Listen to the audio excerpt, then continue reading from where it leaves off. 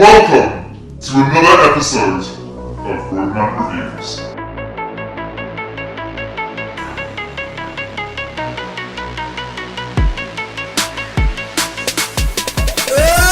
Ladies and gentlemen, welcome to another episode of Roadman Reviews. As always, I'm joined here by Lady Sif Mufid. How you doing, Mufid? You okay?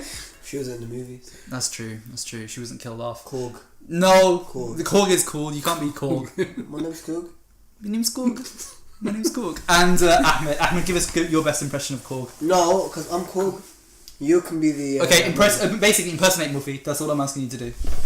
You can be my side... You can't. It's too hard. So you can be my side guy. I'm the silent double knife edge guy that's randomly died in the film. Oh, Meek. Okay, fair. Yeah, well, that's his name. You guys probably guessed it by now. We're obviously here today to be talking about... No one cares anymore, Mufid. The time has passed. The time has passed. I'm sorry. Which time is that? I don't know.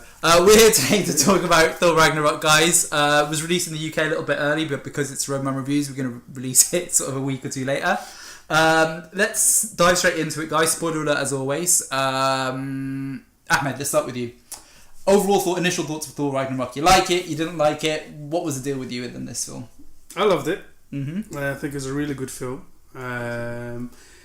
Not as good as I thought it would be, but still really enjoyable. You know what? So far, my favourite Marvel film of the year, or comic book film, no, apart from Logan, of the year. Very funny. Almost a bit too funny, but very funny. You can't have too funny. Is in wrong moments. They try to be too funny all the time. So we'll delve into that properly. But overall, loved it. You know what? It's a fun film.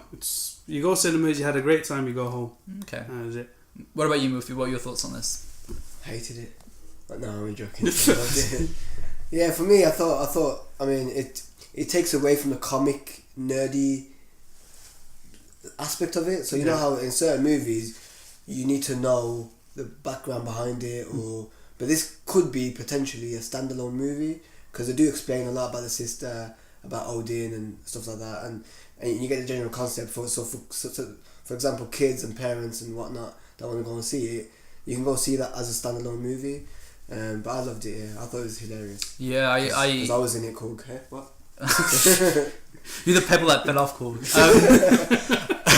I mean, overall, exactly the same. Damn, I think something's happened. Started a revolution in my country. Did it go well? No, only 2 people turned up with my leaflets. It wasn't very good. Yeah, Korg was pretty epic. I mean, my thoughts very similar to you guys as well. Really, really enjoyed the film. I thought it was very, very funny. This film is basically a comedy film. I'd say it's a comedy film over a superhero film. Yeah. Really loved it. It was a perfect film because I think I left it and I was happy, excited. It was worth kind of going there. The story could have probably been a little bit deeper in some areas, but again we'll talk about that a little bit later on. But overall initial thoughts were loved it. Thought it was great. Thought it was a fantastic film. Okay, so let's delve a little bit deeper and talk about some of the characters specifically then. So, for myself, I was really interested, guys, and I wanted to hear your thoughts about this, about what they've kind of done with Thor in this film. Yeah. Because in the first Thor, he had a bit of a sense of humour, but, it was a typical origin film, very, very traditional, you know what I mean? More heroic. The second film, Thor the Dark World, even though I actually like Thor the Dark World quite a bit, I don't think it's as bad as a lot of people say.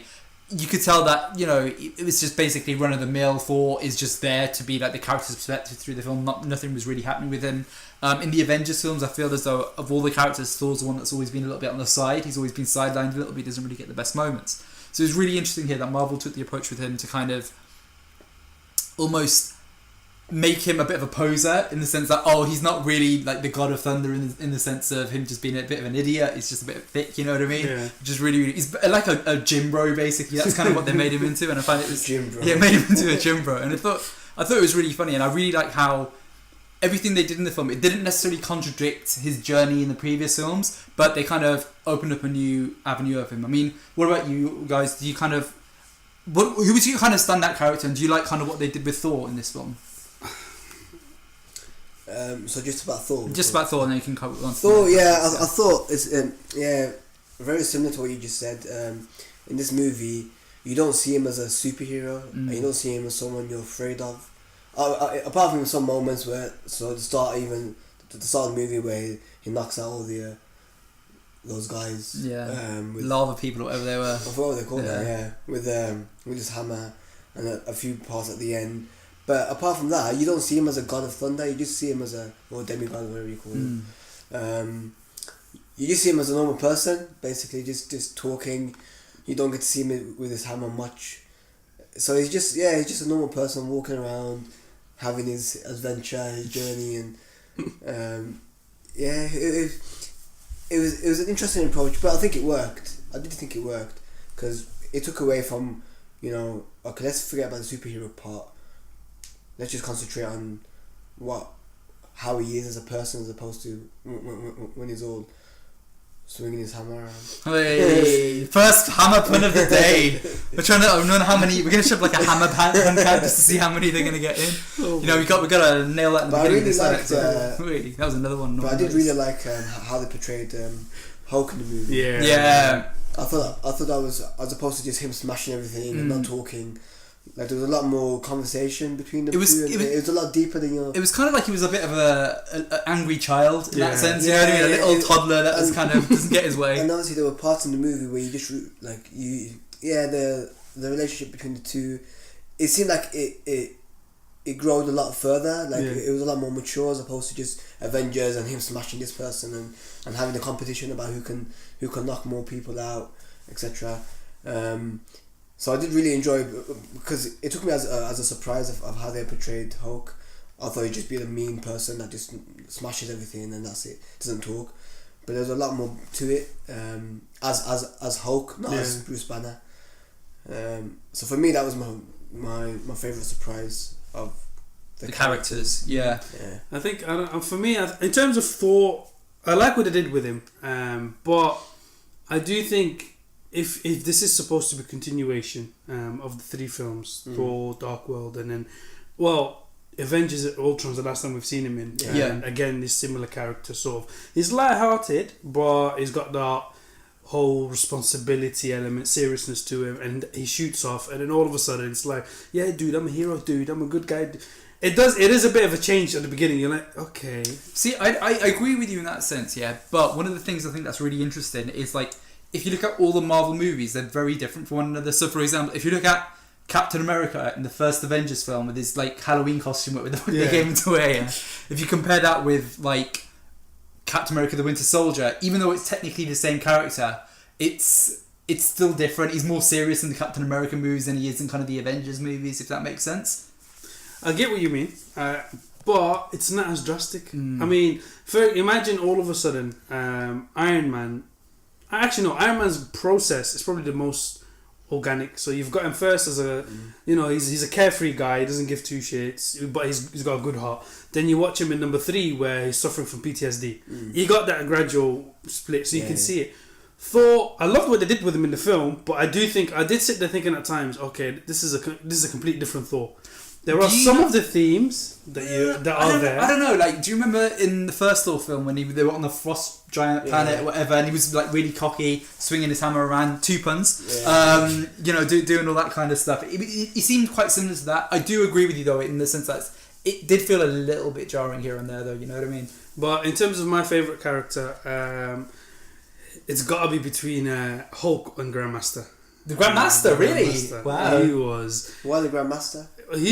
There's one scene that is probably one of the funniest scenes I think I've seen, which is the post credit at the end, where it comes out and it's like, everyone, we've all participated. Every revolution needs a good dictator. That made me laugh because it does.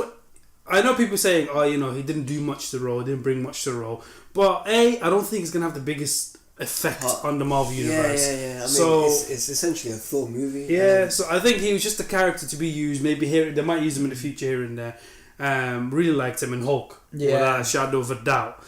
You know what? There are times I'm at work after I've watched the film and I'm chuckling to myself. I'm actually laughing. Him and Korg have given some. They were the comedic relief of the show. By far. I mean. Even Bada has some good scenes. For example, when he jumps off the plane, he just lands on the Rainbow Bridge. You know what? It's like one of them painful laughs. because you hear it sickening actually. You're like, oh, he's dead. But let me ask you a question: is Bruce dead? Bruce Banner dead? Bruce Banner isn't dead. Well, he hasn't turned back.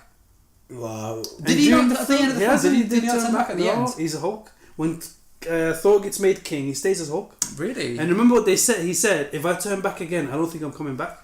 I'm dead." I don't think he's dead. No. Not long term, but do you think for Infinity War he'll stay? I don't think from something as simple as like a monetary perspective, purely for the fact that like how much money it costs to make a Hulk character, even though those movies have ridiculous budgets and stuff. I think that you'll get Banner back in the next one, definitely. Yeah, I think so, because obviously there'll be obviously you'd assume that he'll have a conversation with Natasha.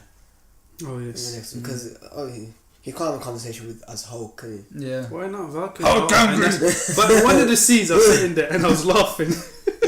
One of the scenes I was laughing was, and I was thinking, imagine Iron Man was just watching him. Yeah, it's when Valkyrie comes in, who again she was amazing. Yeah. She comes in and she starts play fighting with Hulk. Yeah. And I was just sitting there, she's lifting his leg casually, throwing him around. I'm thinking, imagine if the Avengers were watching him right now, thinking, what? What's wrong with this guy? Yeah. But no, I think Hulk overall as a character. Okay, Here's my problem with the Hulk in this one. Thor. But you. I'll give you my one problem with. Actually, should we say that for the end? Mate? I'll tell you what. We'll save it for the negatives and stuff, because overall, obviously, I'm very positive on this film. I don't have too many negatives.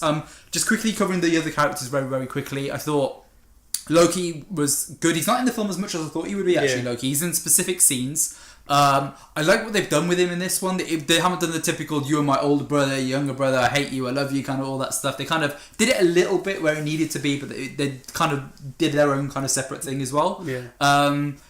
Let's talk the villain, guys. Hela. I mean, what were your thoughts on Hela and Surtur as well? The big fire. The fire-breathing dragon, like Surtur, I thought was quite disappointing because he was in basically 2 scenes. He didn't really do anything. Yeah.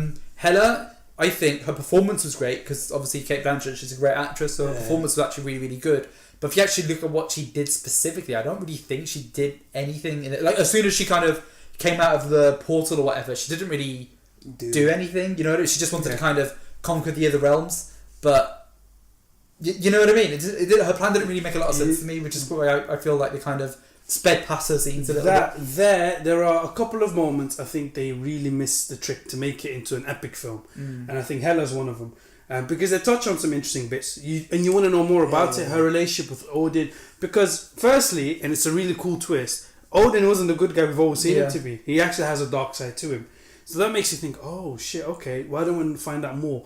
The other element which I thought was interesting, and you know what, they touched on it and then they go back to it, was she said it to Thor, I was his special one. I was the worthy one. Those words, I was the worthy one in the past. And I really think they could have, if they gave a bit more time to develop her. First, I think she would have been comfortably the best villain in Marvel. And I think as a character in the DC, or not DC, sorry, sorry fanboys, in the Marvel universe, I think she would have. Okay, it's a prediction that she might be Thanos' lover. Yeah, I think if they developed her further and then really came to fruition, you would have appreciated it. Yeah, I mean, I'd be disappointed if she's done now. With the MCU, you know what I mean? You don't see her body, so you know she might not be dead, but it make more sense if she is still alive and Thanos is kind of courting her, or whatever that might be.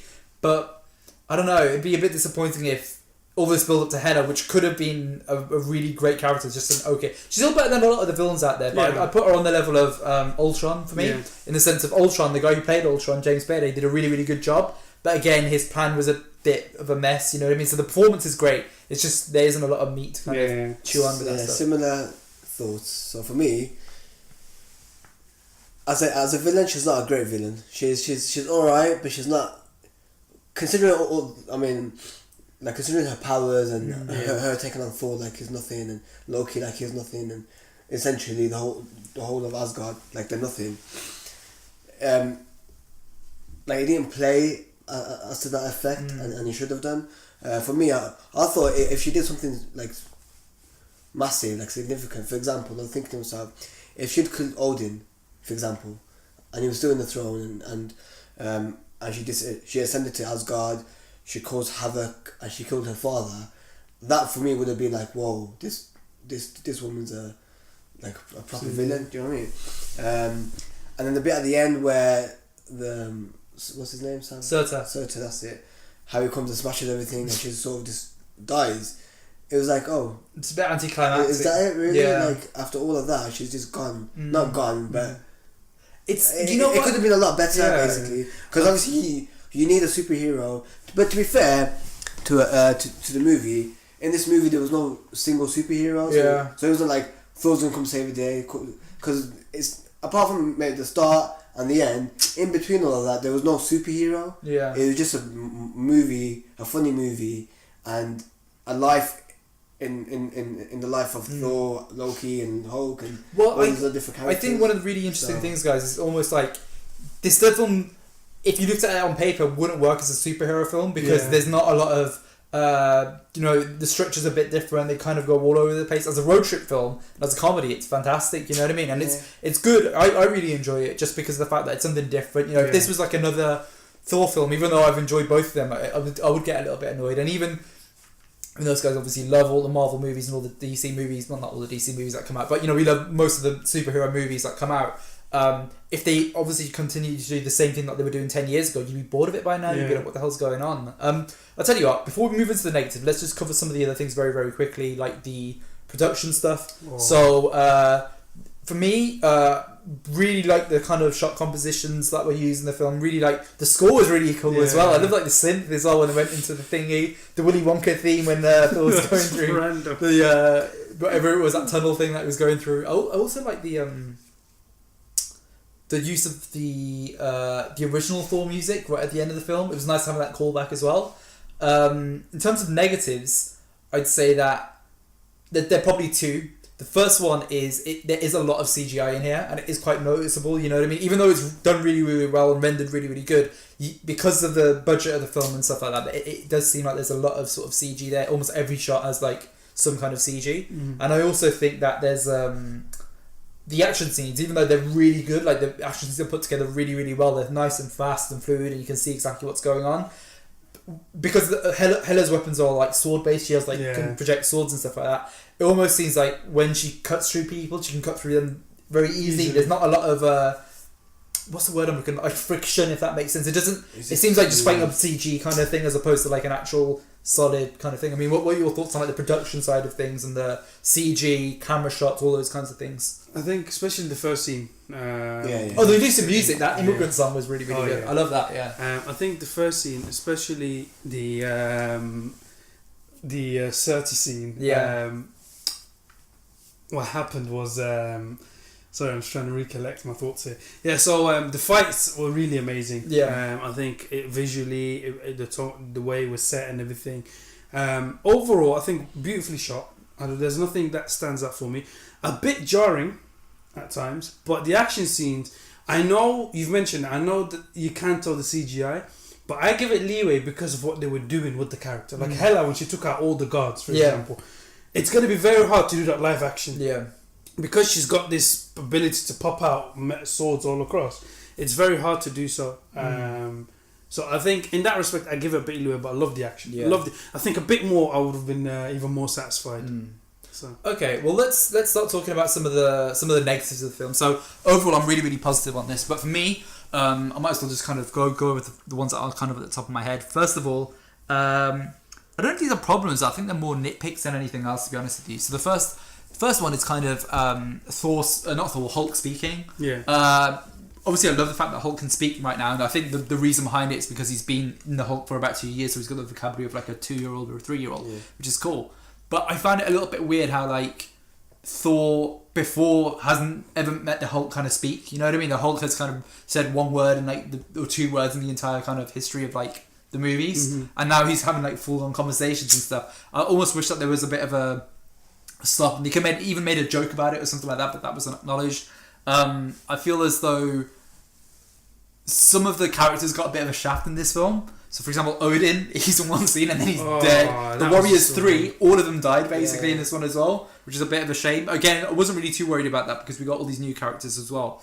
So those are kind of like my nitpicks. The one, not major problem, but the one genuine problem I can see with this film is maybe not so much for me, but for other people, it's kind of like the because the pace of the film is so fast and so funny, and it's like really, really funny, and it's hitting you with joke, and you're laughing. There isn't the scene towards the end of the film where the stakes get high and everything takes a bit of a breather and it just relaxes and calms down for like a little bit. So it happened a little bit with after Odin died. They took a second there to relax, and then Odin kind of died, and then Hela came, and then it was just action from then on. I feel as though they needed like a scene or two where they could actually reflect on like the stakes of the film. Yeah. And I understand why they did it because of the humour in the film, making a joke at the expense of kind of the stakes. But I felt as the film went on, the stakes need to be raised a little bit more, just to make things a little bit more serious at the end of the film.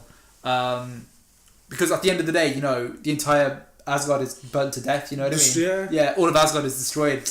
And that hints of it here and there, but I think that they needed to kind of just have a little bit more serious towards the end of the film. That's kind of my one problem. You know what?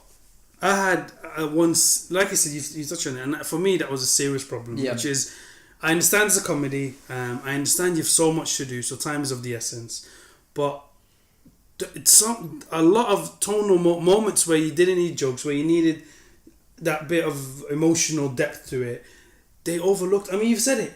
Thor's three of the closest friends just got wiped out. Yeah. There is not a scene, not a moment where Thor actually realizes it and takes a moment for it to hit him. They've completely just brushed it off. Even the way they were killed off, to be fair. Yeah. It was like, one life there, there you go, done. So even that was a bit shocking from that element. Again, like you said, Asgard and the Hope, when they got destroyed, they used the joke, which was funny, but it wasn't that moment. For me, one of the bigger ones as well, when Thor got crowned king, he's cracking jokes. Yeah. And I'm thinking, okay, the whole trilogy has been about you being ready to be king. That's the one thing that has been consistent. Yeah. From the beginning, be worthy of leading your people, basically. You get to that point, it wasn't regal. It was just, he was going, hello, another joke. Yeah. Alright, cool, yeah. And I said, you're king now. And I don't know, that disappointed me. I think if they you know what, honestly speaking, take Surtur out of the film. Save it for a future adaptation. He was a cop out in my opinion. I think they brought him in because that's how they were planning to kill Hela off at the end. Yeah. Take Surtur out completely. That's 2 scenes at least you've saved yourself. And use that time spent on other things, on developing the characters, on doing that bit more. And you would have got so much better. Well, the movie moved so fast as well. It was like a really, really quick film, and I felt as though most movies, I'm like, listen, shorten them down. You don't need a superhero film to be like 3 hours. You know what I mean? You can relax a little bit and calm them down a little bit. Yeah. But with this one, I almost wanted like another 10 minutes, another 15 minutes, just to kind of add some meat on the bones of the films, and then it would kind of be cool. I mean, Muffy, what about you? Any major glaring weaknesses? For me, it wasn't too quick, but similar to what you guys said, if they removed a few scenes and delved deeper into the story, it would have been a lot better. And that way, I think if you delve deeper into the story of Hela and the whole relationship between Odin and that, and you get a real understanding of why she is the way she is, as opposed to her being basically a warrior for Odin, and then they split off and she has one opinion and Odin has another opinion. It's too convenient, and it's too much of a okay, let's come up with a story of why she went rogue. Because it's too easy to write. Basically, I think what I mean. I think let me finish. You're cut off now. You're done speaking, Muffy. And then so I think hammer time. With that, sorry. So with that, I think if they moved on from that and used that as a basis to get more about the story, I think with that you would have had a better villain. That's true. And I think for me it was a villain bit that needed work specifically. Like, I don't mind the jokes. It was funny. The jokes all landed for me. That's the thing, and they were good jokes, not just like, okay, really sort of jokes. It was actually really good jokes. But if they delved into the aspect of Thor and the family, because essentially it is a Thor movie, but I just felt like they were missing that aspect of that whole Asgard and okay, what should we do? Let's just take everyone off Asgard. No, stay in Asgard and battle Hela instead of making them all disappear. Because for me that would have been better. Yeah. Is it just me as well? Or again, this is a nitpick. This isn't a problem at all. But do you think that like there was all of Asgard. Asgard's meant to be like a world, isn't it? You know what I mean? Yeah. And there's about 1,000 people there. Like, Yeah. planet. It's like, come on. Their army is bigger than the population. I don't understand that the point of destroying Asgard. Oh, you can tell it's because of Infinity War. Yeah, They want to yeah. take everything Well, out. I But let think- me ask you a question. So Okay. let me ask you guys this question. Do you think this film would have really benefited? You know, Thor: Dark World. Right. You had that intro Yeah, yeah. about the Yeah. Dark Elves. Yeah. Do you really think that kind of style of flashback, For 5 Asgard? minutes for Hela and Thor Oh, and okay. Odin? Sorry. Yeah. Do you think that film? Because I genuinely think I don't think so. I like the surprise of finding out, she's his sister in the thingy. Maybe if they did a flashback scene at the beginning where they don't reveal that it's his sister, that would work for me. But I mean, I'll tell you what though. Before I finish, Ahmed, one of the things I will say about this is, this film would be a perfect Thor film if it was the first Thor film. If it was not tied to Yeah. any Marvel movie at all, if it was Yeah. completely standalone, But in a way, it'd be perfect. You know what I mean? in a way, it can be seen as a standalone. It can, but the problem is, because they built up the character of Thor Yeah, and they built up all yeah. these other characters as well, it's a problem, you know what I Yeah. mean? So coming back to answer your question, a flashback only works if it's not a surprise, if there's sort of a backstory to lead onto something. But because it's such a big part of Hela and Odin, a flashback wouldn't work because you need to develop the story throughout the movie. if that I makes also more think that sense. there's a bit of a missed beat there with Loki and Hela. because they did do a sort of flashback, didn't they, with all the pictures, The pictures on the thing, and yeah. stuff. Yeah. So that I could don't be know, I think considered. because I think what they could have done is when Thor and Hela first meet Yeah. and she has that conversation. I think that for me personally, I think they could have then used like her telling Thor what happened previously and build up the story where you see Odin and Hela killing and conquering and him saying to her, "You're worthy." So then you understand that emotional depth. It's. I mean, again, listen, it's not the only way. But I was just thinking because I really enjoyed. That's one of the things I really enjoyed about Dark World. That flashback storytelling. Yeah. It was epic. So that was it. But I mean, in terms of one other nitpick. I'll tell you what, before Yeah. you go into your nitpick, one of the things I thought that the film could have done and maybe explored a little bit more was, okay, Loki's whole thing throughout these movies has been, I feel like the lesser brother, I feel like a piece of shit compared to Thor, all that kind of stuff. Hela basically got everything that Loki wanted. There could have been a relationship they could have explored there, but that wasn't really done. It's just on the top of my head, that could have been something that would have been Heimdall's another one. interesting. Yeah, Heimdall got a shaft in this film. He's basically... Heimdall, I think, honestly speaking, when they originally casted him, Idris Elba, up and coming actor, let's give him the gate duty. That won't do. Yeah. And then he became bigger and bigger as an actor. make him a For doorman. shit, we've got to do a bit more with him. Fine, fair play. But the one thing that I don't get is does his power switch on and off? Yeah. 1 minute he can see Thor in a billion light years away. Next second he can't clock on. There's a huge wolf on the gate. Like he's walking through the mist, and I'm thinking, okay, how did you not clock on then? You should have been able to see that. You know what? Again, this isn't really a nitpick of this Thor film. It's a nitpick of probably the MCU in general. But I always got confused with like the 9 realms. Like, are the 9 realms, are they individual for the one person that's watching, if you do know this kind of stuff, I mean, like, are they individual planets? Yeah. Or are they actual like galaxies? I mean, what counts as a realm in this? You know what I mean? From my understanding of this film, it's like a planet. You know what I mean? They conquered 9 planets and they were like, no, we're gonna stop, kind of thing.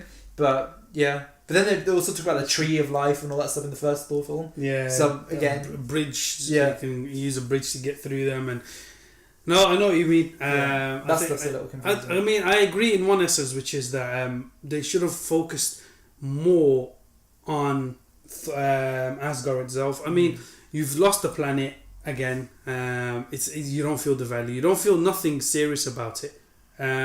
It's happened. It was done. You sit back now, and you're more interested in what's happening next. Yeah. Now, let me ask you this question. Oh, I was gonna say, like, I wanted to kind of wrap up and talk about this movie's place in the MCU, Which is my question. and where things kind of going to go from here. So in terms of Easter eggs in the film, just very very quickly, Doctor Strange is in it for about a scene or two, which is really fun. I didn't see any. Well, Infinity Gauntlet, that's in Odin's treasure room, is obviously a fake. Yeah. You found that out. In terms of other things, I can't really. Beta Ray Bill was there. I don't know if you guys know who Beta Ray Bill is, but he was in the film and like the statue. Yeah. But in terms of kind of going forward in the future, I'm not 100% sure like what's going to happen with with this, like in the MCU. So Thanos' ship comes, doesn't he? Right at the end of the film, and then it kind of ends. So I mean, where do you think the characters are going to go from here, guys? I mean, Muffy, where do you think Thor and Loki and all these guys are going to go to Infinity War with this one now? He's got one eye as well. Oh yes, Yeah. I completely forgot about that actually. Yeah, you remember at the end of the film, he got his eye killed. Where does good question. I think it's gonna go to Infinity War in sorry, I was watching football. This is the last time, I'm not going to lie, this is the last time we watch football at the same time. Let's do the podcast. It's easily been the worst episode we've ever done. Oh my god. Yeah, I think it'll go to Infinity War next. Yeah, really, that's very scientific of you, Muffy. I think the one thing I would say is, this is the question. It was leading up to my question. I think obviously they've done the last layer of protection for Earth, which is Asgard. So now Earth is literally on its own. But I think my question to you is: do you think they wanted this to be a happy, go fun Thor movie because the next Avengers film is going to be a lot darker? This is another kind of nitpick, or it could be a problem depending on how Civil War and Infinity War kind of deals with this. Thor's very funny in this film. Yeah. Is this funny Thor going to be in Thor in the Infinity War movies? Is he going to be more serious? I mean, I'm not too sure about that. Baby Hulk? Is Baby Hulk going to be still be giggling and talking like that, or is he? Because it's so tonally different. For me personally, I think one of the things that they may be looking at it is as we're going to make Avengers 2-3 levels darker. We're going to turn it up. It's more serious, more gravitational. So let's give them one last fun adventure. I don't know about that. I think we'll have to see, because then again you've got the Guardians of the Galaxy that are going to be in that film as well. Yes. And the Guardians of the Galaxy are obviously very, very funny characters, so we'll have to figure that out. Do you think he blows up the ship? Because because from what we know from like a leaked trailer or something that was released, like you see, was it bodies that you see, or was it like well, I don't know, but all I know is that his body's floating. I saw him like floating around. I've actually seen the leaked thingy, so it looked pretty cool. But so it'll be interesting to kind of see what happens. And then Loki might have the was it the Tesseract? Yeah, with the Infinity Stone in there. I was surprised that the Soul Stone wasn't actually in this film as well. That was another thing that was interesting. That's true, especially when the hammer broke. Yeah, I think the general public opinion was it's in the hammer. Yeah, but the other question as well is how powerful is Thor now?